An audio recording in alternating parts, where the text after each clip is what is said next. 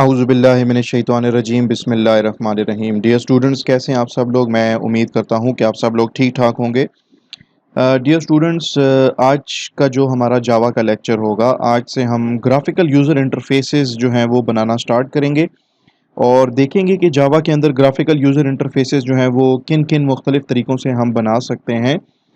Normally there are अगर हम NetBeans की बात करें तो there are like 3 to 4 different methods, ठीक है, of creating graphical user interfaces. Graphical user interfaces पे जाने से पहले आपके साथ ये डिस्कस करता चलूँ कि हम जब जावा की बात करते हैं तो जावा के अंदर स्टार्ट में जब जावा के जब स्टार्ट के जो वर्जन्स थे उसके अंदर हमें एक पैकेज दिया गया था जिसका नाम था AWT। AWT stands for abstract window tool kit. और इस पैकेज के अंदर बहुत सारे इंटरफेसेस और बहुत सारी क्लासेस जो थी वो ग्रुप करके हमें दे दी गई थी और हम उन क्लासेस और इंटरफेसेस की मदद से अपना ग्राफिकल यूज़र इंटरफेस जो थे वो हम बना सकते थे। AWT का जो पैकेज है वो अभी भी मौजूद है, अभी भी हम उसको यूज़ जो है अगर करना चाहें तो कर सकते हैं, लेकिन मैं AWT का पैकेज यूज़ नहीं करूँगा in order to create graphical user interface components. इसका मतलब ये नहीं है कि मैं AWT का पैकेज जो है वो हरगिज़ बिल्कुल इस्तेमाल ही नहीं करूँगा, क्योंकि आपके जो ग्राफिकल यूज़र इंटरफेस कंपोनेंट्स होते हैं उनके अलावा हमारे पास और बहुत सी यूटिलिटी क्लासेस होती हैं जिनकी हमें ज़रूरत पड़ेगी, तो हम जो है AWT पैकेज में से उन क्लासेस को यूज़ करेंगे। तो in order to create graphical user interface components मैं यूज़ करूँगा एक और पैकेज है जो नया पैकेज बनाया गया था बाद में, क्योंकि AWT जो पैकेज है उसकी कोई लिमिटेशंस थी, उनको भी अभी डिस्कस करते हैं हम थोड़ी देर में। मैं उस पैकेज को यूज़ करूँगा, नए पैकेज को, जिसका नाम है स्विंग का पैकेज, SWING। देखिए, पैकेज का कॉन्सेप्ट जो है ना जावा के अंदर तकरीबन तकरीबन उसी तरह का है जैसे कि आपके विंडोज़ ऑपरेटिंग सिस्टम में या किसी दूसरे ऑपरेटिंग सिस्टम के अंदर फोल्डर्स का कॉन्सेप्ट है। फोल्डर्स के अंदर जो है ना आप क्या क्या स्टोर कर सकते हैं, फोल्डर के अंदर मजीद फोल्डर्स पड़े हो सकते हैं और फोल्डर्स के अंदर जो है वो फाइल्स मौजूद हो सकती हैं। इसी तरीके से जावा के अंदर जो जावा के पैकेजेस हैं, तो जावा के पैकेज के अंदर फर्दर पैकेजेस मौजूद हो सकते हैं, यानी कि ग्रुप की शक्ल के अंदर एक पैकेज के अंदर मजीद पैकेजेस मौजूद हो सकते हैं। एक पैकेज के अंदर जो है वो क्लासेस को जो है वो ऑर्गेनाइज करके रखा गया हो सकता है, और एक जावा के पैकेज के अंदर जावा की इंटरफेसेस को ग्रुप करके और ऑर्गेनाइज करके रखा जा सकता है। तो a package contains 3 different components. A package might contain sub packages, a package might contain number of classes, a package might contain some number of interfaces। तो जो हमारा स्विंग का जो पैकेज है, इसके अंदर बहुत सारी ऐसी बिल्ट इन क्लासेस हैं जिनकी मदद से हम अपने ग्राफिकल यूज़र इंटरफेस के जो कंपोनेंट्स हैं वो हम बना सकते हैं। और ना सिर्फ हम स्विंग के पैकेज को यूज़ कर सकते हैं बल्कि हम अपने AWT के पैकेज को भी यूज़ कर सकते हैं। लेकिन मैं AWT का पैकेज इसलिए यूज़ नहीं कर रहा क्योंकि AWT का जो पैकेज है वो जिस ऑपरेटिंग सिस्टम के अंदर आप अपने जावा के प्रोग्राम्स को जब डेवलप करते हो, तो AWT के जितने भी कंपोनेंट्स हैं, ग्राफिकल यूजर इंटरफेस कंपोनेंट्स से मेरी मुराद है कि button, labels, check boxes, radio buttons, ठीक है, टेक्स्ट फील्ड्स यानी कि टेक्स्ट बॉक्सेस, ठीक है, और जो विंडोज वगैरह आप बनाएंगे, ठीक है, जो फ्रेम्स वगैरह आप बनाएंगे, जो फॉर्म्स वगैरह आप बनाएंगे, तो मैं इनको कहता हूं ग्राफिकल यूजर इंटरफेस कंपोनेंट्स। तो बेसिकली AWT के अंदर ये मसला है कि उसके जो ग्राफिकल यूजर इंटरफेस कंपोनेंट्स हैं, they are heavily dependent upon the operating system. जिस ऑपरेटिंग सिस्टम के अंदर आप डेवलपमेंट कर रहे हो उसके ऊपर वो डिपेंडेंट होते हैं, इसलिए हम उसके कंपोनेंट्स को हैवी वेट कंपोनेंट्स भी कहते हैं। जबकि स्विंग के जो कंपोनेंट्स हैं वो किसी भी अंडरलाइंग ऑपरेटिंग सिस्टम के ऊपर डिपेंडेंट नहीं होते और हम उनको लाइट वेट कंपोनेंट्स या light weight graphical user interface components कहते हैं। तो आइए स्टार्ट करते हैं अपना आज का पहला लेक्चर और देखते हैं कि ग्राफिकल यूजर इंटरफेस कंपोनेंट्स जो है वो हम किस तरीके से बनाएंगे। लेकिन उससे पहले अगर आप लोगों ने इस चैनल को, जिसका नाम है कोड विद फैसल, अगर आपने इसको लाइक अभी तक इसको सब्सक्राइब नहीं किया हुआ तो काइंडली इसको सब्सक्राइब कर लें। सब्सक्रिप्शन के लिए जो बटन है सब्सक्राइब का वो यहाँ पे मौजूद है ड्यूरिंग द वीडियो। अगर आप इस यूट्यूब वीडियो को देख रहे हो अपने कंप्यूटर्स पे, लैपटॉप्स पे, डेस्कटॉप्स पे, तो यहाँ पे सब्सक्राइब का बटन बना होगा, आप उसको जस्ट क्लिक कर लें, आप इस चैनल को सब्सक्राइब कर लेंगे। तो आइए चलते हैं, स्टार्ट करते हैं आज का लेक्चर।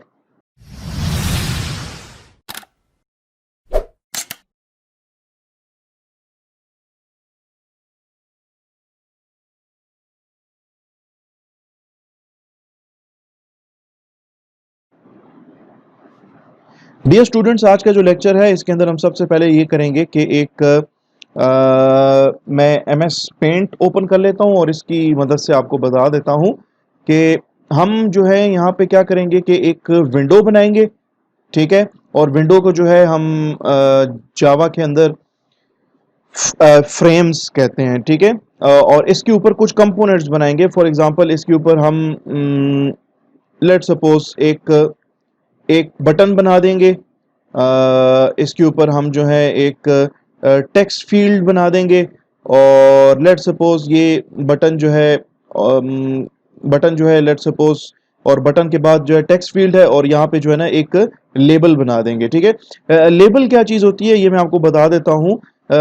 अगर आपने कभी फेसबुक का अकाउंट जो है लॉगिन करने की कोशिश करेंगे तो एक तो आपको टेक्स्ट फील्ड नजर आएगी जिसमें आप अपना यूजर नेम इनपुट करोगे। उस टेक्स्ट फील्ड के बिल्कुल लेफ्ट हैंड साइड पे देखें कुछ लिखा होता है यूजर नेम, तो that particular component is called as a label, ठीक है।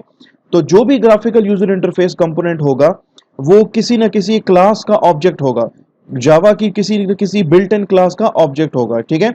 तो मैं क्या करता हूं कि पहले से बने हुए जो मेरे जो प्रोजेक्ट्स हैं मैं इनको जो जावा फाइल्स हैं इनको मैं क्लोज कर देता हूं और एक नया प्रोजेक्ट जो है मैं ओपन करता हूं, न्यू प्रोजेक्ट, ठीक है। जावा की एप्लीकेशन है, इसको नेक्स्ट किया। यहाँ पे मैं इसका नाम रख देता हूं let suppose graphical user interface. और मैं यहाँ पे जो है स्टार्ट में मेन क्लास जो है वो बनाना चाहूंगा, उसका नाम मैं रखूंगा टेस्ट। और इस तरीके से मेरा प्रोजेक्ट जो है वो बन गया है। यहाँ पे जितने भी कमेंट्स हैं मैं इन कमेंट्स को यहाँ से पहले तो रिमूव कर लेता हूँ, ठीक है। ये जो मेन मेथड है आपका जो मेन क्लास है इसके अंदर भी, और जो मेन जो मेथड है इसके भी जो कमेंट्स हैं मैं इनको रिमूव कर लेता हूँ। ये जो मेरी मेन क्लास है इसके ऊपर तो हम बाद में आएंगे। पहले तो मुझे क्या करना है कि मैंने आपसे जिस तरह कहा कि भाई मैं एक फ्रेम क्रिएट करूंगा, मैं उसके ऊपर एक बटन रख दूंगा, एक टेक्स्ट फील्ड रख दूंगा और एक लेबल रख दूंगा। तो फ्रेम जो है वो भी एक बिल्ट इन क्लास का ऑब्जेक्ट होगा, जो बटन होगा वो भी एक बिल्ट इन क्लास का ऑब्जेक्ट होगा, जो टेक्स्ट फील्ड होगी वो भी मेरे एक बिल्ट इन क्लास का ऑब्जेक्ट होगा, और जो लेबल है वो भी मेरा एक बिल्ट इन क्लास का ऑब्जेक्ट होगा। इसमें मेरे पास फ्रेम का होना पहले तो जरूरी है। मैं पहले फ्रेम बनाऊंगा और उसके बाद मैं फिर बाकी कंपोनेंट्स को इंस्टेंशिएट करके और फिर मैं फ्रेम के ऊपर बारी बारी ऐड करूंगा। तो यहां पे मैं क्या करने लगा हूं कि एक क्लास बनाने लगा हूं और इस क्लास का नाम मैंने रखा है GUI, ठीक है। और इस क्लास के अंदर मैं इस क्लास का कंस्ट्रक्टर डिफाइन कर लेता हूं और इस क्लास के अंदर एक मेथड डिफाइन कर लेता हूं जो कि रिटर्न टाइप उसकी वॉइड है और मेथड का नाम मैंने रख दिया है इनिशियलाइज। अब मैं क्लास की बॉडी के अंदर कुछ वेरिएबल्स डिक्लेयर करूंगा। मेरे पास एक क्लास है जिसका नाम है जी जे फ्रेम, मुझे उसका एक वेरिएबल चाहिए होगा। और ये जे फ्रेम क्लास जो है ये मेरी वो क्लास है कि जिसका ऑब्जेक्ट जो होगा वो आपकी फ्रेम विंडो बन जाएगी, जो कि आपकी कंटेनर के तौर पे काम करेगी, container for the other graphical user interface components के। मेरे जितने भी और ग्राफिकल यूजर इंटरफेस कंपोनेंट्स होंगे वो इस कंटेनर के ऊपर पड़े हुए होंगे, इस फ्रेम विंडो के ऊपर पड़े होंगे। तो उसके लिए मुझे जे फ्रेम का एक वेरिएबल चाहिए। जैसे ही मैंने यहाँ पे जे फ्रेम लिखा तो इसने जे फ्रेम के नीचे इसने रेड कलर से इसको अंडरलाइन कर दिया है। भाई ये क्लास जो है ना किसी पैकेज में पड़ी है, तो मुझे उस पैकेज को क्या करना पड़ेगा, या इस क्लास को मुझे इंपोर्ट करना पड़ेगा या उस पूरी की पूरी पैकेज को इंपोर्ट करना पड़ेगा। तो हम दोनों तरीके देख लेते हैं। पहले उस क्लास को इंपोर्ट कर लेते हैं। वो क्लास जो है वो आपकी पड़ी है, एक पैकेज है जिसका नाम है जावा एक्स, उसके अंदर एक पैकेज है, उसका नाम है स्विंग, और स्विंग पैकेज के अंदर ये आपकी क्लास है जे फ्रेम की क्लास। मैंने इसको जैसे ही इंपोर्ट किया, आपका ये जे फ्रेम के नीचे जो एरर आ रहा था वो एरर रिमूव हो गया। इसके बाद मुझे चूंकि मैंने एक बटन भी दिखाना है आपको, ऐड करके दिखाना है, ऐड करना है इसके अंदर, तो बटन जो होगा आपका वो एक और आपकी बिल्ट इन क्लास है, उसका ऑब्जेक्ट होगा। तो उस मकसद के लिए मैंने उस क्लास का नाम लिखा, उस क्लास का नाम है जे बटन। जे कैपिटल है, बी कैपिटल है, इसका ख्याल रखें वरना कंपाइलर आपको एरर देगा। और यहाँ पे मैंने उसका एक वेरिएबल डिक्लेयर कर दिया है। सेम उसी तरीके से जो जे बटन की क्लास है, मैं इसको भी इंपोर्ट करूंगा, और ये क्लास भी जावा एक्स के स्विंग पैकेज के अंदर, यानी कि जावा एक्स आपका पैकेज है, ये उसका सब पैकेज है, और उसके अंदर ये जो क्लास है ये उसके अंदर मौजूद है। तो मैं इस वेरिएबल को भी डिक्लेयर कर देता हूं। इसके बाद मेरे पास एक और वेरिएबल होगा, मुझे चाहिए होगा एक और क्लास का, और उस क्लास का नाम है जे टेक्स्ट फील्ड। ठीक है, और ये जो जे टेक्स्ट फील्ड क्लास है ये भी जावा के पैकेज जावा एक्स के स्विंग सब पैकेज के अंदर मौजूद है। ठीक है, मैं इस क्लास को भी इंपोर्ट कर देता हूं। फिर उसके बाद मैंने आपसे कहा कि मुझे एक लेबल भी चाहिए होगा, तो लेबल जो है वो हमारे पास एक और क्लास है जावा की जिसका नाम है जे लेबल। इस क्लास का मैं एक वेरिएबल डिक्लेयर कर लूंगा और इसका नाम भी मैं रख दूंगा लेबल, लेकिन यहाँ पे मुझे इस क्लास को इंपोर्ट भी करना पड़ेगा। तो जावा x dot swing dot J label, ये आपकी क्लास है, इसको मैंने इंपोर्ट किया। जैसे ही मैं इसको इंपोर्ट करूंगा तो लाइन नंबर 10 के ऊपर जो एरर आ रहा था वो एरर रिमूव हो जाएगा। तो आपको इन 4 क्लासेस के एक एक वेरिएबल्स की जरूरत है in order to create the graphical user interface of your choice. अब मैं ये जो मेथड मैंने बनाया ना, इनिशियलाइज का मेथड, मैं इस मेथड के अंदर जाऊंगा और एक एक करके फ्रेम वेरिएबल को इनिशियलाइज करूंगा, बटन वेरिएबल को इनिशियलाइज करूंगा, टीएफ जो कि टेक्स्ट फील्ड क्लास का वेरिएबल है मैं इसको इनिशियलाइज करूंगा, और जो जेलेबल क्लास का वेरिएबल है लेबल, इसको भी मैं इनिशियलाइज करूंगा बारी बारी। ठीक है, तो सबसे पहले मैं लिखता हूं frame is equal to new J frame. ठीक है जी, यहाँ पे इज इक्वल टू के बाद ये जो मैंने लिखा है ना न्यू जे फ्रेम, तो मैं यहाँ पे जे फ्रेम क्लास का कंस्ट्रक्टर कॉल कर रहा हूं। मैं यहाँ पे बेसिकली अगर दूसरे लफ्जों में मैं ये कहूं कि मैं यहाँ पे जे फ्रेम क्लास का ऑब्जेक्ट क्रिएट कर रहा हूं, और उस ऑब्जेक्ट का जो रेफरेंस होगा वो इस वेरिएबल फ्रेम में जाके स्टोर हो जाएगा। इसके बाद मैं लिखता हूं button is equal to new J button, यानी कि मैं एक बटन क्रिएट कर रहा हूं, एक बटन जे बटन क्लास का एक ऑब्जेक्ट क्रिएट कर रहा हूं, और उसके रेफरेंस को मैं इस बटन वेरिएबल के अंदर स्टोर कर रहा हूं। आपको अगर जे फ्रेम, आपकी जो फ्रेम विंडो होगी, जैसे फॉर एग्जांपल ये भी एक आपके पास एक ये भी आपके पास एक फ्रेम विंडो है, और इसका अपना एक टाइटल यहाँ पे आपको नजर आ रहा होगा। इसका टाइटल है graphical user interface dash NetBeans IDE 8.2। ठीक है, आप जो विंडो बना रहे हो ना, क्या आपको उसका टाइटल चाहिए? अगर टाइटल चाहिए तो जे फ्रेम क्लास के कंस्ट्रक्टर के अंदर एक स्ट्रिंग पास कर दें। ठीक है, जो कि आपका क्या बन जाएगा, जे फ्रेम का, आपकी विंडो का टाइटल बन जाएगा। इसी तरीके से आपने अक्सर देखा होगा कि बटन्स के ऊपर जो है ना कुछ लिखा होता है, उसको हम कहते हैं बटन का कैप्शन। तो क्या आपको बटन का कैप्शन चाहिए? जी मुझे चाहिए। तो आप इसके कंस्ट्रक्टर में, जे बटन क्लास के कंस्ट्रक्टर में एक स्ट्रिंग पास कर लें। ठीक है, लेट सपोज मैं इस पे लिख देता हूं कैंसिल। तो आपका जो बटन जब बनेगा तो उसके ऊपर क्या लिखा हुआ होगा, उस पर लिखा होगा कैंसिल। ओके जी, इसके बाद आपका टी एफ वेरिएबल है जो कि जे टेक्स्ट फील्ड क्लास का वेरिएबल है। हम इसको इनिशियलाइज कर लेते हैं, T F is equal to new J text field. और मैं चाहता हूं कि इसके अंदर ना जब भी मुझे नजर आए तो इसमें ना कुछ टेक्स्ट लिखा हुआ नजर आए, दिस इज माई टेक्स्ट। वरना आप इसको अगर खाली छोड़ दें तो आपकी टेक्स्ट फील्ड जो है वो एम्प्टी होगी। ये कोई जरूरी नहीं है, लेकिन मैं यहाँ पे चाहता हूं कि मेरी टेक्स्ट फील्ड के अंदर जो है वो एक टेक्स्ट लिखा हुआ है शुरू स्टार्ट से ही। इसके बाद मेरा जो लेबल वेरिएबल है मैं इसको इनिशियलाइज करूंगा, label is equal to new J label. और लेबल जो है उसका जो कंस्ट्रक्टर होगा वो खाली मैंने नहीं छोड़ना, उसको मैंने स्ट्रिंग पास करना है। जो स्ट्रिंग मैं उसको पास करूंगा वो आपकी लेबल का स्ट्रिंग बन जाएगा। नॉर्मली आपने देखे होंगे जब भी आपने अपना कोई नया ईमेल बनाने लगे होंगे तो आप एक फॉर्म फिल करते हैं। उस फॉर्म के अंदर बहुत सारी टेक्स्ट फील्ड्स, बहुत सारे आपके जो हैं वो चेक बॉक्सेस, रेडियो बटन्स होते हैं और उनके बिल्कुल लेफ्ट हैंड साइड पे उसके लिखा हुआ रहा होता है, आपको बताया जा रहा होता है कि इस टेक्स्ट फील्ड के अंदर आपने क्या वैल्यू इनपुट करनी है। ठीक है, तो that particular graphical user interface component is called as the label. ठीक है, और जावा के अंदर लेबल लेबल ऐड करने के लिए आपके पास एक बिल्ट इन क्लास है। उस बिल्ट इन क्लास का नाम है जे लेबल। आपको उसका ऑब्जेक्ट बनाना पड़ेगा। तो यहां पे मैं लेट सपोज लिख देता हूं यूजर नेम। ठीक है, just for the sake of understanding. आप इसमें जो भी टेक्स्ट पास करेंगे वो जे लेबल का क्या बन जाएगा, टेक्स्ट बन जाएगा। तो यहां पे मेरे पास ये चार मेरे पास वेरिएबल्स थे। एक फ्रेम क्लास का वेरिएबल, जे फ्रेम क्लास का वेरिएबल था, एक जे बटन क्लास का वेरिएबल है, एक टेक्स्ट फील्ड क्लास का वेरिएबल है और एक जे लेबल क्लास का वेरिएबल है। मैंने इसको इनिशियलाइज के मेथड के अंदर इन चारों जे लेबल्स को क्या इन चारों वेरिएबल्स को क्या कर लिया, इनिशियलाइज कर दिया। अब इसके बाद जो है मैं ये करूंगा कि मेरे ये ठीक है, चारों के चारों जो वेरिएबल्स हैं वो इनिशियलाइज हो गए हैं। मेरा जो जे फ्रेम है वो भी इनिशियलाइज हो गया है। तो मैं अपने बटन को, टेक्स्ट फील्ड को और लेबल को एक एक करके अपने फ्रेम के ऊपर क्या करूंगा, ऐड करूंगा।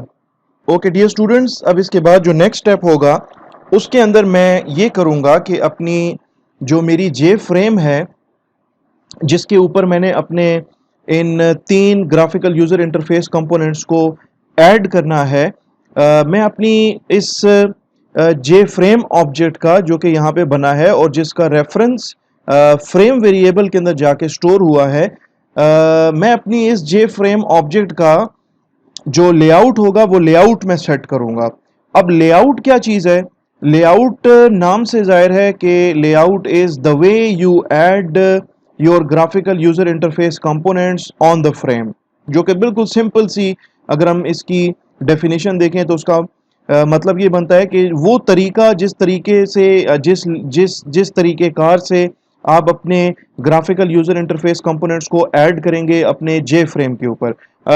वैसे तो टोटल हमारे पास 8 डिफरेंट लेआउट्स हैं ग्राफिकल यूजर इंटरफेस कंपोनेंट्स को फ्रेम के ऊपर ऐड करने के, लेकिन हम इस कोर्स के अंदर सिर्फ 3 ही पढ़ेंगे और उन तीनों में से जो पहला है हमारा, जो कि हम इस पर्टिकुलर एग्जांपल के अंदर भी देख रहे हैं, जिसको हम स्टडी करेंगे, उसका नाम है फ्लो लेआउट।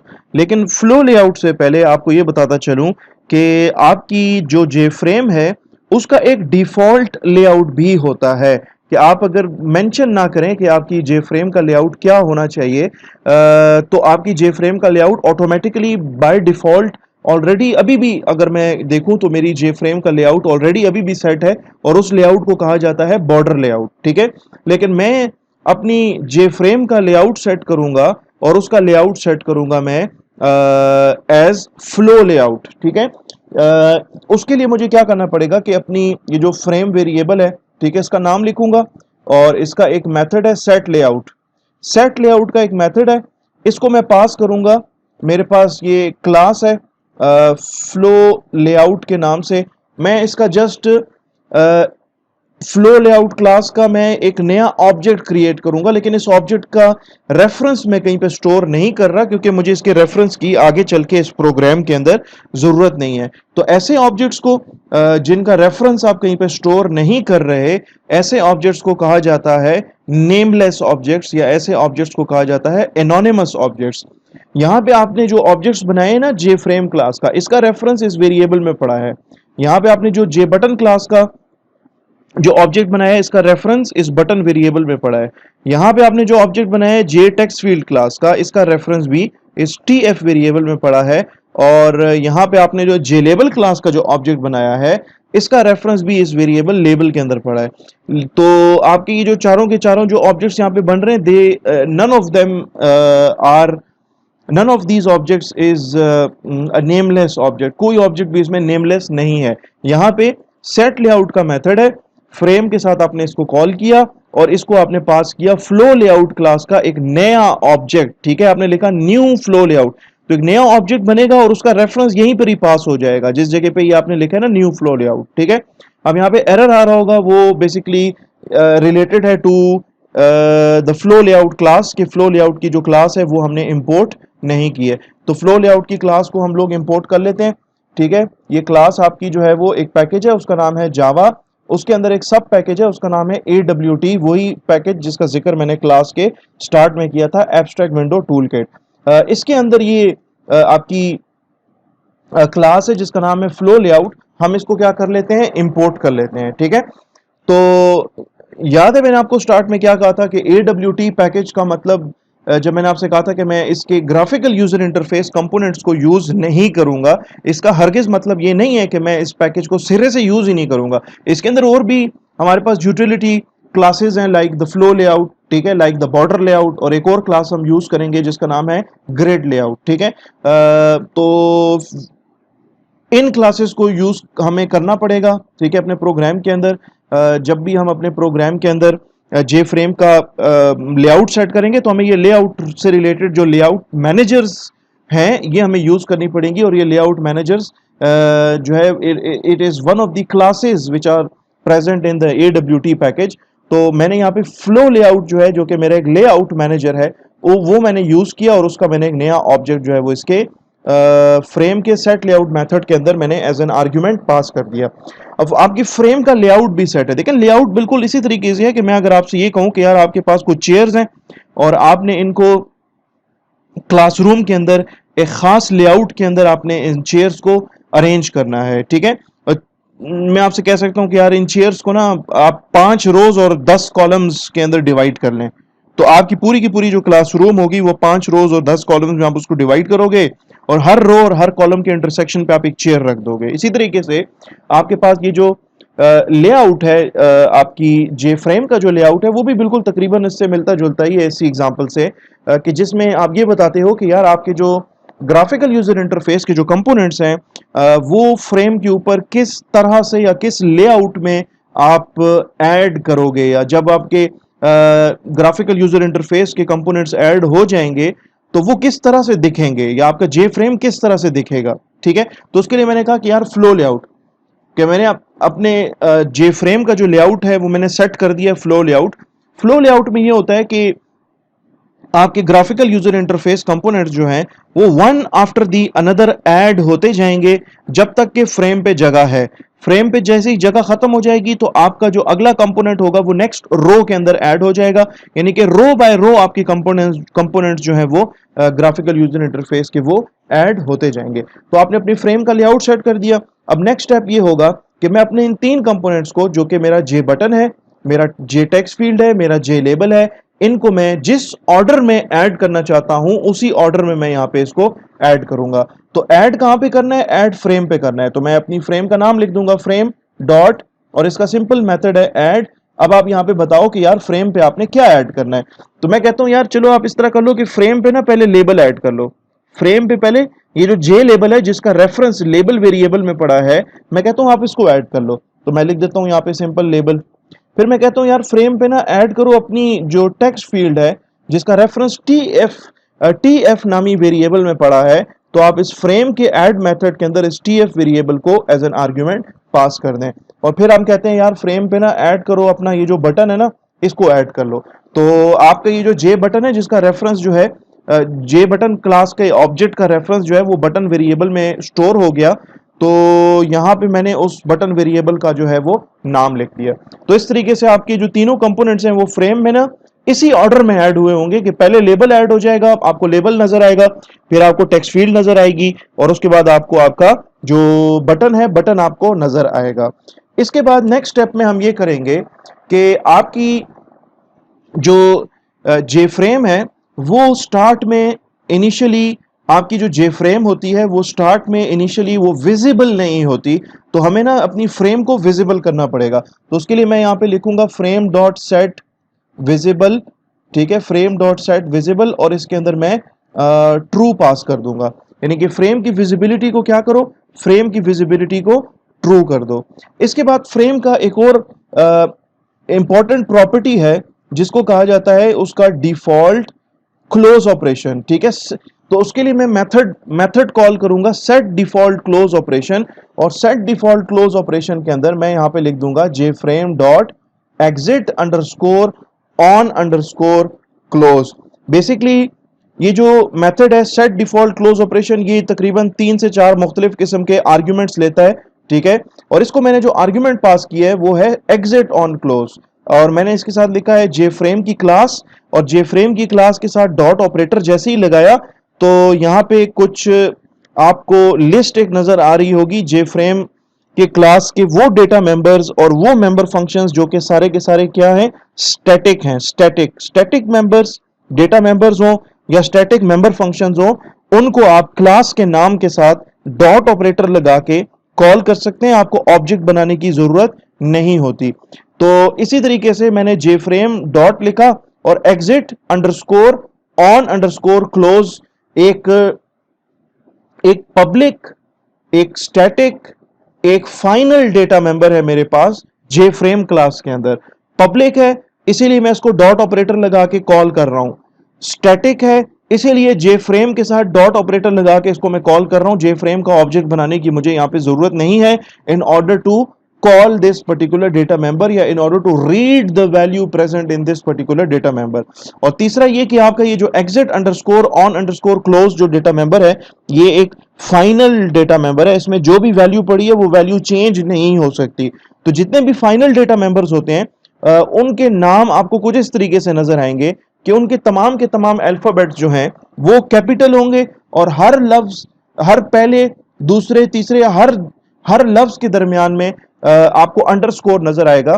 तो अब ये जो फ्रेम का जो डिफॉल्ट क्लोज ऑपरेशन है, ये जो मैंने सेट किया है, इससे होगा ये कि जे फ्रेम के ऊपर ये जो क्लोज का बटन है ना, इसको जब मैं प्रेस करूंगा, जब इसको मैं क्लोज करूंगा, ठीक है, जब इसको मैं क्लिक करूंगा तो आपके पूरे का पूरा ना सिर्फ जे फ्रेम क्लोज हो जाएगा बल्कि आपकी पूरी की पूरी जो एप्लीकेशन है, एप्लीकेशन भी आपकी बंद हो जाएगी, प्रोग्राम भी आपका जो है वो टर्मिनेट हो जाएगा। तो इस मकसद के लिए मैंने इसको JFrame dot exit underscore on underscore close का जो डेटा मेंबर है ये एज एन आर्ग्यूमेंट इसको पास किया है। इस काम को करने के बाद ये जो आपका इनिशियलाइज का जो मेथड है, इनिशियलाइज का जो मेथड है और इसके अंदर आपने जो कुछ लिखा है, मैं इसको, मेरी ये जो क्लास है GUI, मैं इसके कंस्ट्रक्टर के अंदर इसको कॉल कर लेता हूं। यानी कि जब भी कंस्ट्रक्टर चले, ठीक है, GUI क्लास का जब भी कंस्ट्रक्टर चले तो वो इनिशियलाइज के मेथड को कॉल करे। और इनिशियलाइज के मेथड के अंदर क्या कुछ लिखा हुआ है वो हम ऑलरेडी डिस्कस कर चुके हैं, ठीक है। इनिशियलाइज के मेथड के अंदर ये सारे का सारा कोड लिखा हुआ है, ठीक है।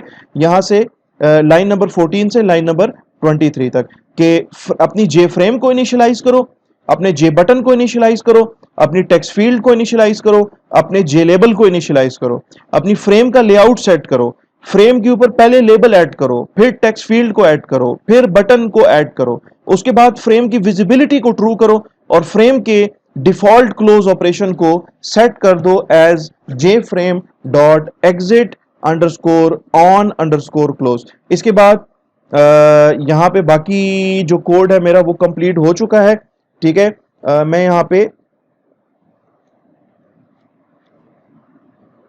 फॉरवर्ड स्लैशेस लगा देता हूं और टेस्ट क्लास के अंदर जो मेरा मेन मेथड है, मैं इसमें जाके क्या करूंगा कि मेरी ये जो GUI वाली क्लास है ना, इसका एक ऑब्जेक्ट बना दूंगा। जब इसका ऑब्जेक्ट बनेगा तो क्या होगा, जब इसका ऑब्जेक्ट बनेगा तो लाजिमी बात है कंस्ट्रक्टर चलेगा।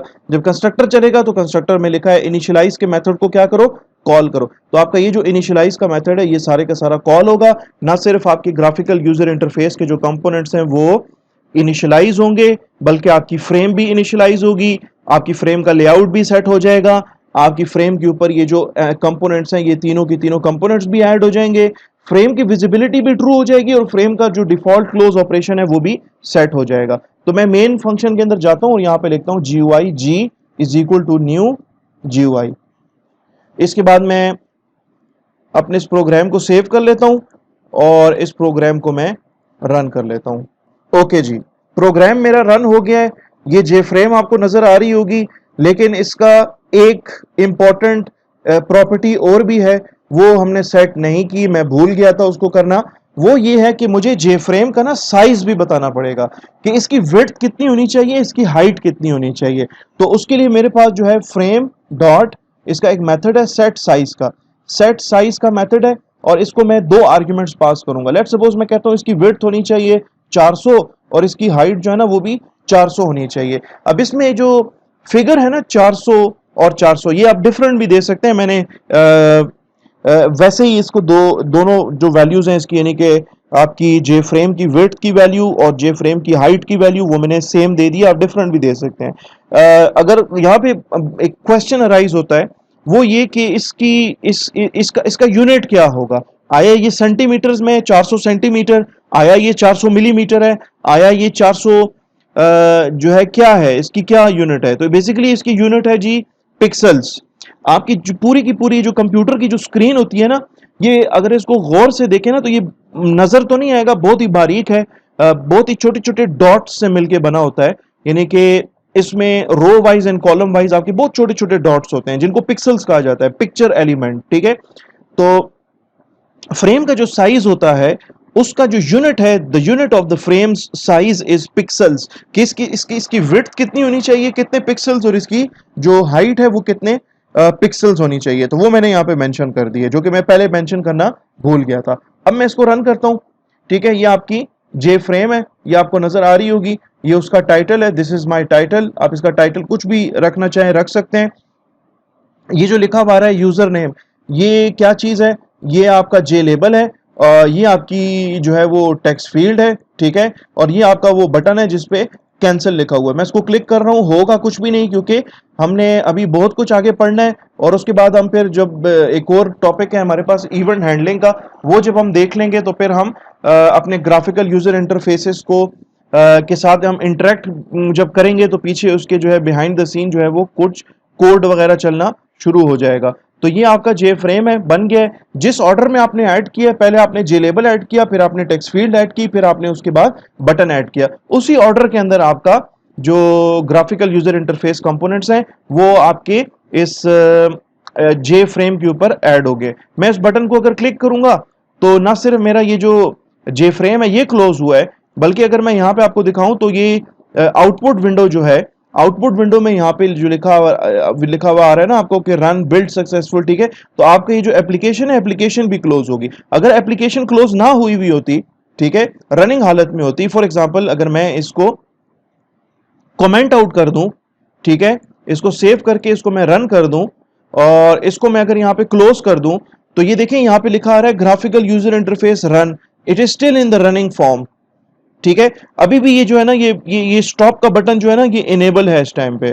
ठीक है, यहाँ पे ये क्रॉस का बटन है, ये इनेबल है। अब मैं इसको क्लिक करूंगा या यहाँ पे, ठीक है, या या यहाँ पे मैं क्लिक करूंगा, या आउटपुट के अंदर जो आपके पास जो स्टॉप का बटन है उसको क्लिक करूंगा, तो आपका प्रोग्राम जो है वो टर्मिनेट होगा। ठीक है, तो इसलिए मैं चाहता हूं कि मेरा ना सिर्फ जे फ्रेम कंप्लीटली तौर पे खत्म हो जाए, बल्कि मेरा जो प्रोग्राम है ना वो भी टर्मिनेट हो जाए। तो सिर्फ इस मकसद के लिए मैंने यहाँ पे इसका जो डिफॉल्ट क्लोज ऑपरेशन है वो मैंने सेट किया हुआ है J frame dot exit underscore close. Dear students, I hope कि आप लोगों को ये जो प्रोग्राम है जो कि अभी मैंने बनाया है आपके लिए, ये आपको समझ आ गया होगा। इसके अंदर बेसिक इस प्रोग्राम का जो है दो इसके मकसद थे। नंबर वन, मैंने आपको ये बताना था कि ग्राफिकल यूजर इंटरफेस जो है वो जावा के अंदर किस तरीके से हम बनाएंगे। और नंबर टू, इस प्रोग्राम के थ्रू हमने एक लेआउट मैनेजर जो कि फ्लो लेआउट है, हमने उसको डिस्कस किया है। ठीक है, फ्लो लेआउट के अंदर ये होता है कि आपके जो कंपोनेंट्स हैं, जैसे अगर मैं इस प्रोग्राम को दोबारा से रन करूं तो इसमें मेरे पास एक तो जे फ्रेम है, और जे फ्रेम के ऊपर मैंने 3 कंपोनेंट्स ऐड किए हुए हैं।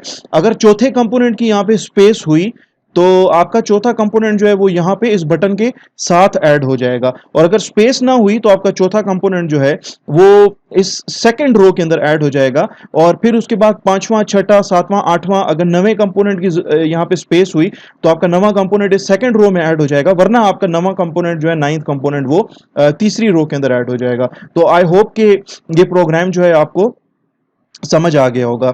इसके बाद हम चलते हैं अपने एक और प्रोग्राम की तरफ। ठीक है, मैं इसको जो है इसी तरीके से रहने देता हूं और एक नया प्रोजेक्ट में ओपन कर लेता हूं। ठीक है, नया प्रोजेक्ट बना लेते हैं और इस प्रोजेक्ट का नाम जो है वो मैं रख लेता हूं ग्रिड लेआउट एग्जाम्पल। और मैं जो हूँ यहाँ पे टेस्ट क्लास एक बना रहा हूँ टेस्ट के नाम से, जो कि मेरी मेन क्लास होगी। यहाँ पे जो कमेंट्स हैं इन कमेंट्स को मैं यहाँ से रिमूव कर लेता हूँ। जो मेरा मेन मेथड है इसके अंदर भी जो कमेंट्स हैं इनको मैं रिमूव कर लेता हूँ। ओके जी, तो हमने एक जो है लेआउट मैनेजर की क्लास हमने देखी है प्रीवियस प्रोग्राम के अंदर, जो कि फ्लो लेआउट के नाम से। तो अब हमने क्या करना है कि नेक्स्ट हम एक लेआउट मैनेजर हम डिस्कस करेंगे, और उस लेआउट मैनेजर को कहा जाता है ग्रिड लेआउट। ठीक है, फ्लो लेआउट के अंदर तो इस तरह से होता है, जैसे मैंने अभी आपको थोड़ी देर पहले बताया है कि फ्लो लेआउट के अंदर हम इस तरह से करते हैं कि हमारा जो फ्लो लेआउट अगर हम सेट कर दें अपनी जे फ्रेम का लेआउट एज फ्लो लेआउट अगर हम सेट कर दें, तो उसके अंदर आपके जो ग्राफिकल यूजर इंटरफेस के जो कंपोनेंट्स होंगे वो बारी बारी रो बाय रो ऐड होंगे आपके जे फ्रेम के ऊपर। जबकि जो नेक्स्ट हमारा जो लेआउट है वो कहलाता है ग्रिड लेआउट। ग्रिड का बेसिकली मतलब ये होता है कि एक ऐसा स्ट्रक्चर जो कि एक टेबल लाइक स्ट्रक्चर हो, यानी कि एक ऐसा स्ट्रक्चर कि जिसके अंदर number of rose and number of columns defined हो पहले से। तो मैं अगर अपनी फ्रेम का लेआउट जो है वो अगर ग्रिड लेआउट कर देता हूं, तो ग्रिड लेआउट के अंदर ये होगा कि मेरी पूरी की पूरी कंप्लीट मेरी जो जे फ्रेम है मेरा, यानी कि जो फ्रेम है ये एक ग्रिड की शक्ल के अंदर जो है कन्वर्ट हो जाएगा। इसके अंदर जो है सर्टेन नंबर ऑफ रोज बन जाएंगी, सर्टेन नंबर ऑफ कॉलम्स इसके अंदर बन जाएंगे, और हर रो और हर कॉलम के इंटरसेक्शन के ऊपर एक एरिया बन जाएगा, जिसको मैं अगर सेल कहूं तो वो गलत नहीं होगा। और हर एक सेल के अंदर आपका एक कंपोनेंट ऐड हो जाएगा। अब हम इस तरह कर लेते हैं कि अपने एक इस तरह का एक जीयूआई बना लेते हैं जिसके अंदर हम अपने जे फ्रेम को ग्रिड की शक्ल के अंदर कन्वर्ट कर देंगे, नंबर 1। और नंबर 2 हम इसमें डिफाइन करेंगे कि हमारा ग्रिड जो है वो 3x2 का ग्रिड हो, यानी कि उसके अंदर 3 रोज हो और 2 कॉलम्स हो। ठीक है, यानी कि 3 रोज और 2 कॉलम्स। तो 3 रोज 2 कॉलम्स का मतलब है कि आपके टोटल 6 कंपोनेंट्स आप इसके ऊपर ऐड कर सकते हैं, क्योंकि 3 रोज होंगी और हर रो के अंदर अगर 2 कॉलम्स हैं, तो टोटल आपके पास टोटल नंबर ऑफ सेल्स जो बनेंगे, यानी कि those areas in which you can add your graphical user interface components, वो बनेंगे 6। तो आप इसमें टोटल 6 कंपोनेंट्स ऐड कर सकते हैं, 6 से ज्यादा ऐड नहीं कर सकते। 6 से कम कर सकते हैं लेकिन 6 से ज्यादा ऐड नहीं कर सकते। तो मैं क्या करता हूं कि यहां पे सबसे पहले तो मैं इंपोर्ट कर लेता हूं javax.swing. जो जे फ्रेम की जो क्लास है मैं उसको इंपोर्ट कर लेता हूं। फिर मैं इंपोर्ट करता हूं javax.swing.j, जो बटन की क्लास है जे बटन, उसको इंपोर्ट कर लेता हूं। और एक और क्लास है मेरी जो लेआउट मैनेजर की क्लास है, जो कि जावा के AWT पैकेज में पड़ी है, और उसका नाम है ग्रिड लेआउट। मैं इस क्लास को भी इंपोर्ट कर लेता हूं।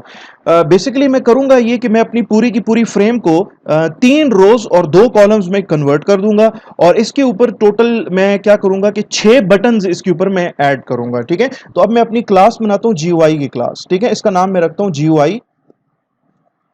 और इस क्लास के अंदर सबसे पहले मैं क्या करता हूं कि डिफाइन कर देता हूं इसका कंस्ट्रक्टर, और इस क्लास के अंदर मैं डिफाइन करता हूं एक मेथड जिसकी रिटर्न टाइप वॉइड है, और इसका नाम मैं रख देता हूं इनिशियलाइज। ठीक है, इसके बाद मैं क्या करता हूं कि इस क्लास के अंदर इसके जो वेरिएबल्स हैं वो मैं डिक्लेयर कर लेता हूं, यानी कि मुझे जे फ्रेम क्लास का एक वेरिएबल चाहिए, मैं उसका नाम f रख देता हूं। मुझे जो है जे बटन क्लास के 6 वेरिएबल्स चाहिए। ठीक है, तो मैं इसका नाम रख देता हूं B1, B2, B3, B4, B5 and B6। ठीक हो गया, क्योंकि मैंने 6 बटन्स इसमें ऐड करने हैं, 3 रोज हैं, 2 कॉलम्स हैं, हर रो के अंदर 2 बटन्स होंगे। ठीक है, इसके बाद जो है बस और तो कोई ग्राफिकल यूजर इंटरफेस कंपोनेंट नहीं है। मैं अपने जो बटन्स और जो फ्रेम है उसको इनिशियलाइज कर लेता हूं। मैं लिखता हूं यहाँ पे f is equal to new J frame. ठीक है, और इसका अगर आपने कोई टाइटल देना है तो ठीक है, नहीं देना तो आप इसको रहने दें। तो मैं इसका टाइटल दे देता हूं, let's suppose grid layout example. इसका नाम है ग्रिड लेआउट एग्जांपल। और इसके बाद मैं अपने जो बटन्स हैं उनको एक एक करके इनिशियलाइज करता हूं। B1 is equal to new J button, और मैं चाहता हूं कि मेरे इस बटन के ऊपर जो है वो वन लिखा हुआ है, जो बटन के ऊपर जो टेक्स्ट होता है उसको हम उसका कैप्शन कहते हैं, ठीक है। इसी तरीके से B2 is equal to new J button, और इसका मैं टाइटल दे देता हूं, या इसका जो कैप्शन है वो मैं देता हूं 2। फिर इसी तरीके से B3 is equal to new J button, और इसका जो कैप्शन है वो है 3। फिर B4 is equal to new J button, और इसका जो कैप्शन है वो है 4, यानी कि इस पे लिखा हुआ आएगा डिजिट 4। इसी तरीके से B5 is equal to new J button, और मैं चाहता हूं कि इसके ऊपर लिखा हुआ है 5। And then at last B6 is equal to new J button, और मैं चाहता हूं कि इस बटन के ऊपर 6 लिखा हुआ है, ठीक है, इस पे 6 लिखा हुआ है। तो आपके सारे के सारे ग्राफिकल यूजर इंटरफेस कंपोनेंट्स बशमूल आपकी जो फ्रेम है वो इनिशियलाइज हो चुकी है। अब हमने क्या करना है कि नेक्स्ट स्टेप के अंदर अब हमें डिफाइन करना है, हमें बताना है कि हमारा जो जे फ्रेम होगा उसका उसका लेआउट क्या होगा, ठीक है। तो मेरी जो जे फ्रेम है जो कि मैंने यहाँ पे बनाई है, उस जे फ्रेम ऑब्जेक्ट का जो रेफरेंस है ना वो वेरिएबल एफ के अंदर पड़ा है, ठीक है। तो मैं इसी वेरिएबल एफ को यूज करते हुए इसका एक मेथड कॉल करूंगा, सेट लेआउट का मेथड है, और इसके अंदर मैं पास कर दूंगा न्यू ग्रिड लेआउट क्लास का कंस्ट्रक्टर, ठीक है।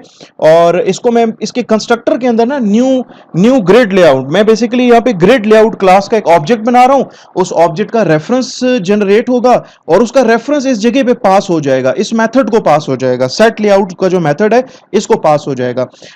मुझे इस ऑब्जेक्ट के रेफरेंस को स्टोर करने की जरूरत नहीं है, because I do not want this particular object's reference in my program. मुझे प्रोग्राम में आगे चल के नीचे चल के मुझे इसकी जरूरत नहीं है, लिहाजा मैं इसका रेफरेंस कहीं पे स्टोर नहीं कर रहा। दूसरी बात कि हमने ये कहा था कि हम अपनी जे फ्रेम को 3 रोज और 2 कॉलम्स के अंदर डिफाइन करेंगे। हम अपनी जे फ्रेम को 3 रोज और 2 कॉलम्स के अंदर डिवाइड करेंगे।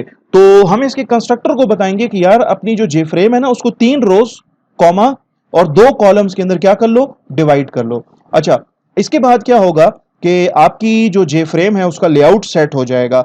अब बारी बारी इसके अंदर अब देखें, ये याद रखें कि 3 रोज हैं और 2 कॉलम्स हैं, यानी कि हर रो के अंदर 2 कॉलम्स हैं, ठीक है।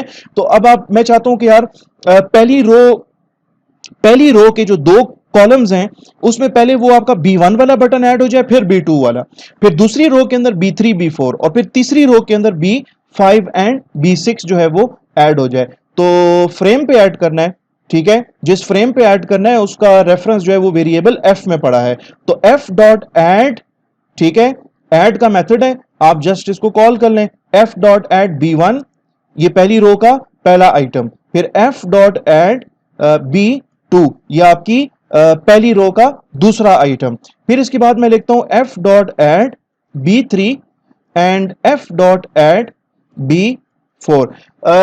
ये मैंने लाइन नंबर 21 के ऊपर 2 स्टेटमेंट्स लिखी हैं, ये जो है कंपलसरी नहीं है, आप ये जो अगली जो स्टेटमेंट है इसको नेक्स्ट लाइन पे भी लिख सकते हैं, ठीक है। तो बहरहाल इसके बाद f dot add B5 and f dot add B6, आपके 6 कंपोनेंट्स थे, आपने अपने 6 के 6 कंपोनेंट्स को जो है वो ऐड कर दिया है अपनी फ्रेम के ऊपर। अब आपकी फ्रेम की जो 3 मोस्ट इंपॉर्टेंट प्रॉपर्टीज हैं उनको अब आप सबसे आखिर के अंदर क्या करें, उनको सेट कर दें, यानी कि एफ डॉट सेट विजिबल, यानी कि फ्रेम जो है ना वो स्टार्ट में विजिबल नहीं होगा, इसको ट्रू कर दें।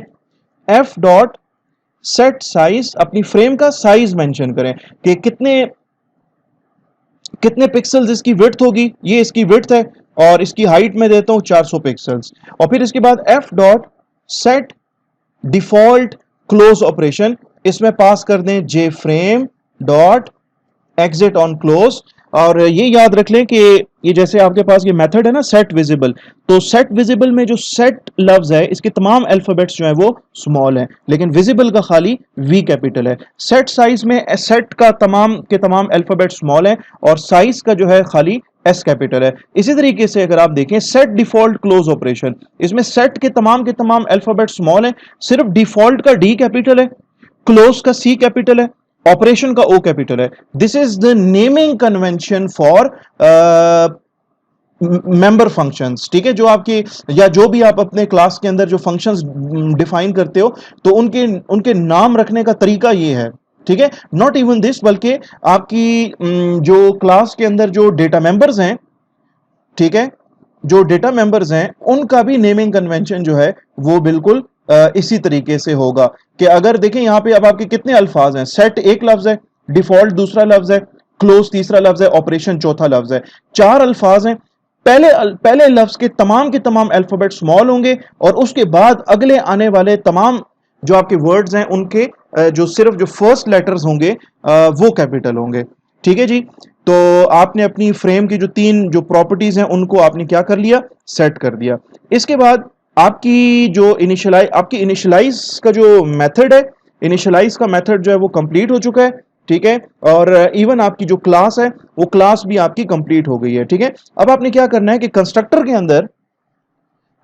के अंदर आप इस इनिशियलाइज के मेथड को कॉल कर लें। और कंस्ट्रक्टर कब कॉल होगा, कंस्ट्रक्टर तब कॉल होगा जब मैं जीयूआई क्लास का ऑब्जेक्ट बनाऊंगा। तो मैं इस क्लास की बॉडी से बाहर निकलता हूं, ठीक है, यहां पे मैं फॉरवर्ड स्लैशेस लगा देता हूं ताकि हम इसमें डिफरेंशिएट कर सकें कि we are now done with the class definition. और यहाँ पे टेस्ट क्लास है, टेस्ट क्लास के अंदर आपका ये मेन मेथड है, ठीक है। और जो मेन मेथड है इसके अंदर हम क्या करेंगे कि जो जीयूआई क्लास है हम इसका एक नया हम इस जीयूआई क्लास का एक नया ऑब्जेक्ट बना लेंगे, ठीक है। अच्छा, जब ऑब्जेक्ट बनेगा तो जाहिर सी बात है कंस्ट्रक्टर चलेगा। और कंस्ट्रक्टर जब चलेगा जीयूआई क्लास का तो उसके अंदर तो इनिशियलाइज का मेथड चल रहा है। जब इनिशियलाइज का मेथड चलेगा तो क्या होगा कि आपकी ये फ्रेम इनिशियलाइज होगी और उसका टाइटल सेट हो जाएगा ग्रिड लेआउट एग्जांपल। आपके ये जो 6 के 6 जो बटन्स हैं ये इनिशियलाइज हो जाएंगे और हर बटन के ऊपर 1 2 3 4 5 6 जो है उसका कैप्शन बन जाएगा। इसके बाद आपकी जो फ्रेम है उसका लेआउट सेट होगा और उसका लेआउट सेट होगा ग्रिड लेआउट। और उसके अंदर 3 रोज होंगी और 2 कॉलम्स होंगे। इसके बाद आप ये अपनी पहली रो के अंदर अपना B1 बटन और B2 बटन ऐड कर रहे हैं, फिर दूसरी रो के अंदर B3 और B4 बटन ऐड कर रहे हैं, तीसरी रो के अंदर B5 और B6 बटन ऐड कर रहे हैं। फिर अपनी फ्रेम की विजिबिलिटी को ट्रू करना मत भूलना, फ्रेम का जो साइज है उसको सेट करना भी नहीं भूलना है आपने। और आखिर में इसका जो डिफॉल्ट क्लोज ऑपरेशन है उसको सेट कर लें एग्जिट ऑन क्लोज, मींस के मैं जब अपनी फ्रेम का एक क्लोज बटन है, मैं जब इसको क्लिक करूं तो मेरी जो एप्लीकेशन है वो क्लोज हो जाए, ठीक है, मैं ये चाहता हूं। तो इसको कर लेते हैं सेव और इस फाइल को रन कर लेते हैं। अब आप देखें ये आपकी जे फ्रेम है, ठीक है, इसका टाइटल भी सेट हुआ हुआ है ग्रिड लेआउट एग्जांपल, ठीक है। ये आपके बटन्स हैं, ये पहला बटन है, ये दूसरा है, इस पे 2 लिखा है, ये B3 है, ये B4 है, ये B5 बटन है, ये B6 बटन है, ठीक है। अच्छा, यहां पे एक चीज और कि आपकी जो फ्रेम है ना वो रिसाइजेबल है, मींस के देखें इसको आप ड्रैग करें ना तो इसकी विड्थ जो है ना वो ज्यादा और कम हो सकती है, इसकी जो हाइट है वो ज्यादा और कम हो सकती है, ठीक है। ये रिसाइजेबल है। नॉट इवन दिस, बल्कि आपके फ्रेम के ऊपर 3 बटन हैं, ये मिनिमाइज का बटन है, ठीक है, मिनिमाइज होगी आपकी फ्रेम। ये मैक्सिमाइज का बटन है, ये भी इनेबल्ड है इस टाइम पे। मैं अगर इसको क्लिक करूं तो आपकी फ्रेम जो है वो मैक्सिमाइज हो गई है, ठीक है। इसमें 1 2 3 4 5 6 6 इसमें सेल्स हैं और हर सेल के अंदर एक आपका जो है वो बटन आपको यहाँ पे इसके अंदर नजर आ रहा होगा। मैं चाहता हूं कि यार मेरी फ्रेम जो है ना वो जो उसका साइज सेट हुआ है, जो उसका साइज मैंने यहाँ पे सेट किया है, ठीक है, इस जगह पे मैंने उसका जो भी साइज सेट किया है मैं चाहता हूं कि यार इसका यही साइज रहे। ना तो मेरी फ्रेम इस तरीके से यानी कि मैक्सिमाइज का जो बटन है उसको मैं क्लिक कर सकूं, मींस के मैक्सिमाइज का बटन मैं इस टाइम पे क्या करना चाहता हूं, डिसेबल करना चाहता हूं, जो कि इस टाइम पे डिसेबल्ड नहीं है, इनेबल्ड है। ना सिर्फ ये बल्कि मैं इसको चाहता हूं कि यार ये ड्रैग भी ना कर सकूं मैं इसको। अभी तो मैं कर सकता हूं ना इसको ड्रैग, यानी कि इसकी विड्थ और हाइट जो है वो मैं चेंज कर सकता हूं। मैं ये नहीं करना चाहता, मैं इसको क्लोज करता हूं और मैं अपनी फ्रेम की वैसे तो मैंने आपको बताया था कि फ्रेम की 3 मोस्ट इंपॉर्टेंट प्रॉपर्टीज हैं, इनको तो आपको सेट करना पड़ेगा। फिर नेक्स्ट जो प्रॉपर्टी है वो तो ऑप्शनल है, यानी कि मैं चाहता हूं कि मैं अपनी फ्रेम को ना रिसाइजेबल ना कर सकूं, तो उसके लिए मेरे पास एक मेथड है सेट रिसाइजेबल का। और इसके अंदर जो आर्ग्यूमेंट आप पास करते हो वो बुलियन टाइप का आर्ग्यूमेंट है, मींस के उसमें या तो ट्रू पास करोगे या फॉल्स। तो मैं इसमें फॉल्स पास करता हूं। फॉल्स पास करने से ये होगा कि अब आपकी जो जे फ्रेम होगी उसका जो साइज आपने सेट किया है ना, आपने कहा यार 600 बाय 400 पिक्सल्स, तो इसकी विड्थ होगी 600 पिक्सल्स, इसकी हाइट होगी 400 पिक्सल्स। अब आप इसको ड्रैग भी नहीं कर सकते, यहाँ पे मैं इसके कॉर्नर्स के ऊपर माउस का पॉइंटर लेके आ रहा हूँ, ये मैं इसको ड्रैग नहीं कर सकता। और इवन कि आपकी ये जो मैक्सिमाइज का बटन है ये भी आपका डिसेबल हो गया है इस टाइम पे। नेक्स्ट चीज जो आपको बतानी थी वो ये कि ये जो बटन 1 और 2 है इसके बीच में किसी किस्म का कोई गैप नहीं है, 3 और 4 के बीच में कोई गैप नहीं है, 5 और 6 के बीच में किसी किस्म का कोई गैप नहीं है। दिस गैप बिटवीन 1 एंड 2, 3 और 4 बटन के बीच में जो गैप है या 5 और 6 बटन के बीच में जो गैप है, इस गैप को कहते हैं हम लोग हॉरिजॉन्टल गैप। ठीक है, हॉरिजॉन्टल गैप। इसी तरीके से 1 और 3 के बीच में कोई गैप नहीं है, 3 और 5 बटन के बीच में भी कोई गैप नहीं है, 2 और 4 के बीच में, 4 और 6 के बीच में कोई गैप नहीं है। This gap is called as, जो कि 2 और 4 के बीच में, 4 और 6 के बीच में, 1 और 3 के बीच में, 3 और 5 के बीच में, इस गैप को कहा जाता है वर्टिकल गैप। अगर आप ये गैप देना चाहते हो तो उसका आसान सा तरीका है कि जहां पे आपने अपने फ्रेम का लेआउट सेट किया है ना, ठीक है, जहां पे आपने लिखा है ना एफ डॉट सेट लेआउट और मेरी फ्रेम का लेआउट होना चाहिए ग्रिड लेआउट, इसका एक ओवरलोडेड कंस्ट्रक्टर भी है, यानी कि 4 आर्ग्यूमेंट कंस्ट्रक्टर भी है। अभी तो इसका जो कंस्ट्रक्टर है वो 2 आर्ग्यूमेंट कंस्ट्रक्टर है, जिसमें आप मेंशन कर रहे हो कि इसके अंदर यार इसमें 3 रोज होंगी और 2 कॉलम्स होंगे। इसके बाद मेंशन करो कि यार आपके कंपोनेंट्स के बीच में हॉरिजॉन्टल गैप कितना होना चाहिए। मैं कहता हूं यार मेरे कंपोनेंट्स के बीच में हॉरिजॉन्टल गैप होना चाहिए 30 पिक्सल्स का।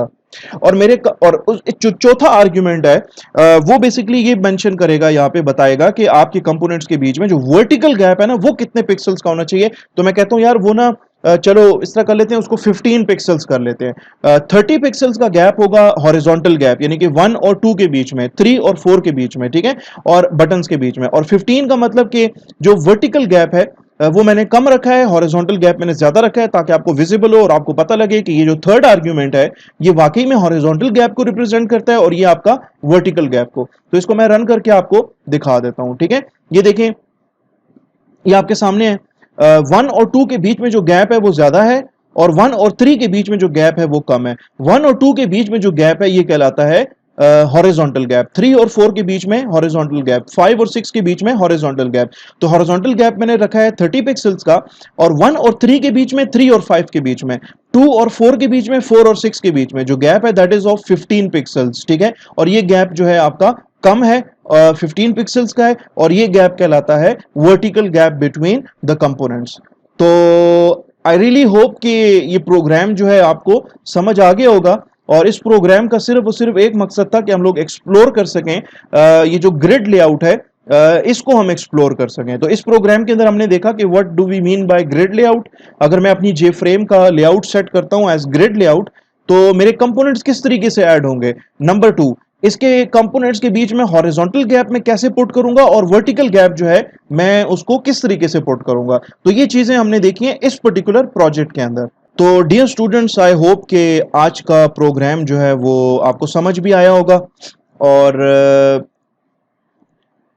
Students they tend to enjoy the graphical user interface based programs, क्योंकि आप लोगों ने जो है बीएससी के अंदर भी सी प्लस प्लस पढ़ी थी, जिसमें आपने सारी जो है ना कंसोल प्रोग्रामिंग की होगी, और फर्स्ट सेमेस्टर में भी आप लोगों ने जावा पढ़ी थी जिसमें सारी कंसोल बेस्ड प्रोग्राम्स थे, और अभी भी हमने इसमें भी जितने भी प्रोग्राम्स हमने बनाए हैं तो वो सारे के सारे जो है ना, सिवाय एक प्रोग्राम के जो कि हमारी पहली क्लास के अंदर था जिसमें हमने जे ऑप्शन पैन को यूज किया था क्लास को, बाकी सारे के सारे प्रोग्राम्स आपके जो थे वो कंसोल बेस्ड थे, यानी कि उनका जो आउटपुट था वो आपको यहाँ पे आउटपुट विंडो के अंदर नजर आ रहा होता था। तो मैं ये उम्मीद कर सकता हूं कि अभी के बाद जितने भी आपके मैक्सिमम जो प्रोग्राम्स आपके होंगे वो ग्राफिकल यूजर इंटरफेस बेस्ड होंगे, ठीक है, और आप इंशाल्लाह graphical user interface based programs को एंजॉय करेंगे, ठीक है। तो मेरा ख्याल है कि आज की क्लास के लिए इतना काफ़ी है। कमिंग क्लास के अंदर हम लोग एक और लेआउट को डिस्कस करेंगे जिसका नाम है बॉर्डर लेआउट, और बॉर्डर लेआउट जो है वो आपकी जे फ्रेम का डिफॉल्ट लेआउट होता है, यानी कि अगर आप अपनी जे फ्रेम का लेआउट अगर सेट नहीं करते, जैसे लाइन नंबर 17 में आपने सेट किया हुआ है, आपने मेंशन किया है, आपने एक्सप्लिसिटली बताया है कि मेरी फ्रेम का लेआउट सेट कर दो, क्या सेट कर दो, ग्रिड लेआउट सेट कर दो, और इसके अंदर 3 रोज और 2 कॉलम्स में मेरे जे फ्रेम को डिवाइड कर दो, और 30 पिक्सल्स का हॉरिजॉन्टल गैप और 15 पिक्सल्स का वर्टिकल गैप जो है वो आप सेट कर दें मेरी कंपोनेंट्स के दरमियान में, ठीक है। तो आपने एक्सप्लिसिटली यहाँ पे मेंशन किया है, ठीक है ना। और प्रीवियस प्रोग्राम में जो कि हमने इस वीडियो के अंदर किया था उसके अंदर आपने मेंशन किया है कि मेरे जे फ्रेम का जो लेआउट होना चाहिए वो फ्लो लेआउट होना चाहिए, ठीक है। तो नेक्स्ट जो लेआउट है वो है बॉर्डर लेआउट। और अगर आप ये स्टेटमेंट नहीं लिखते, लाइन नंबर 17 में जो स्टेटमेंट आपने लिखी है ना लेआउट सेट करना, और आप अगर मेंशन नहीं करते कि आपके फ्रेम का लेआउट जो है वो बॉर्डर लेआउट है या नहीं है, वट एवर, ठीक है, तो आपकी जे फ्रेम का जो लेआउट होगा वो ऑटोमेटिकली बॉर्डर लेआउट सेट हो जाएगा। बहरहाल इसको हम देखेंगे नेक्स्ट क्लास के अंदर और फिर एक्सप्लोर करेंगे कि मल्टीपल लेआउट्स को आप किस तरीके से कंबाइन कर सकते हैं, यानी कि 2 या 3 लेआउट्स को आप किस तरीके से यूज कर सकते हैं in order to create flexible graphical user interface, ठीक है। तो इस उम्मीद के साथ कि आप लोगों ने इस चैनल को जिसका नाम कोड विद फैसल है इसको ऑलरेडी आपने सब्सक्राइब किया। अगर सब्सक्राइब नहीं किया हुआ तो यहाँ पे आपको वीडियो के दौरान ड्यूरिंग दिस वीडियो आपको, अगर आप ये वीडियो जो है यूट्यूब पे देख रहे हैं और अगर आप ये वीडियो अपने डेस्कटॉप पीसीज पे या लैपटॉप्स पे देख रहे हैं तो यहाँ पे आपको रेड कलर का एक बटन नजर आ जाएगा, आप जस्ट उसको क्लिक करके भी इस चैनल को सब्सक्राइब कर सकते हैं। तो डियर स्टूडेंट्स, मिलते हैं फिर नेक्स्ट प्रोग्राम के साथ, नेक्स्ट वीडियो के साथ, जिसमें हम मजीद ग्राफिकल यूजर इंटरफेस के कॉन्सेप्ट्स को जो है जावा के अंदर उसको एक्सप्लोर करेंगे। तो तब तक मुझे दें आप इजाज़त और मिलते हैं फिर नेक्स्ट वीडियो के अंदर। तब तक आप अपना ढेर सारा ख्याल रखें। Take care of your selves. अल्लाह हाफिज़।